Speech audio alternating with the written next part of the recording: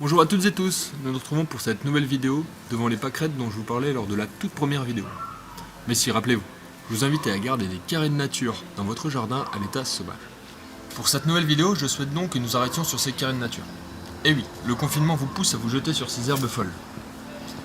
Il fait beau, vous possédez un jardin, vous êtes confiné et vous vous dites sûrement « Chouette, c'est le moment de faire des travaux de jardinage, de démarrer la tondeuse, le tailler ou encore la débroussailleuse. » Ou je ne sais quoi qui fait du bruit, qui coupe, qui déchiquette et qui broie.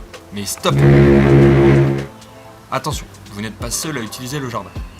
En cette période printanière, pour la faune sauvage, c'est plutôt réveil tranquillou au soleil, conquête de nouveaux territoires et reproduction.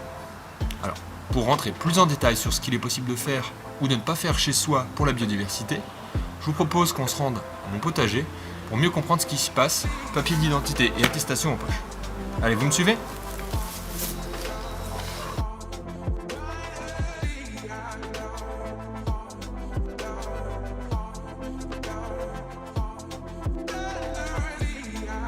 Une des premières choses que vous pouvez faire, et ceci très simplement, c'est laisser des plants de l'an passé dans votre jardin.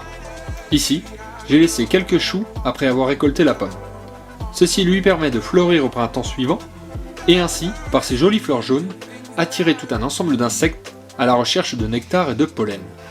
D'ailleurs, petite astuce, qui sauvera la vie à de nombreux insectes, si vous avez des réservoirs d'eau, placez-y une planchette, ce qui permettra aux insectes de ne pas mourir noyés lorsqu'ils viendront s'abreuver.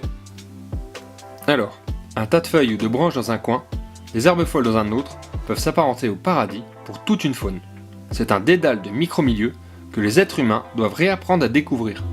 Pour les plus vieux d'entre vous, rappelez-vous les expériences de Wayne Szalinski lorsqu'il a réduit sa famille à la taille d'une fourmi. Vous souvenez-vous le périple pour ses enfants ? Les orvets, hérissons, amphibiens, lézards et autres insectes vont trouver refuge dans ces quelques lieux qui vous paraissent bien souvent sales et donc à nettoyer. Ils vont y passer quelques heures, voire s'y reproduire.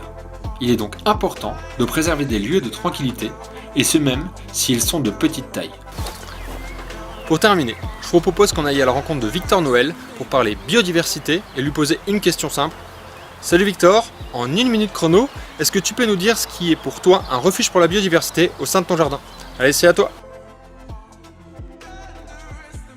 Salut Pierre-Emmanuel, alors ce que moi je fais dans le jardin pour la biodiversité, un peu comme toi, je laisse des zones un peu en friche, sans intervention. Puis même les endroits où on tond la pelouse, on n'utilise plus la tondeuse, on utilise maintenant une cisaille, c'est plus naturel. Et donc ce qu'on fait aussi, tu vois, on a planté des arbustes pour les oiseaux, la biodiversité plus globalement. Et puis les arbustes qui viennent d'eux-mêmes, on les laisse, comme par exemple ici un cornouiller. Puis aussi c'est très important de laisser les ronces pousser dedans. La ronce on l'appelle la sauvagine, souvent on l'enlève, on l'aime pas trop, mais c'est aussi très important. Allez, on va voir autre chose. Alors voilà, ici on se trouve devant un vieux cerisier, donc il donne plus de cerises, il est mort, mais on a choisi de le laisser.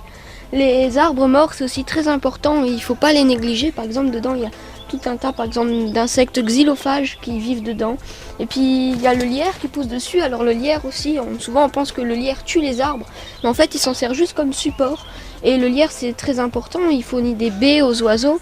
C'est un refuge pour beaucoup d'insectes. Et surtout, il fleurit en hiver quand d'autres plantes ne fleurissent pas. Et donc, c'est une plante très importante pour les insectes pollinisateurs. Alors ici on a planté de l'aubépine. L'aubépine c'est un arbuste qu'on trouve ici dans les campagnes, dans la forêt. Et c'est aussi très bien pour la biodiversité. Vous voyez là il fleurit et c'est des fleurs, c'est une plante très mellifère.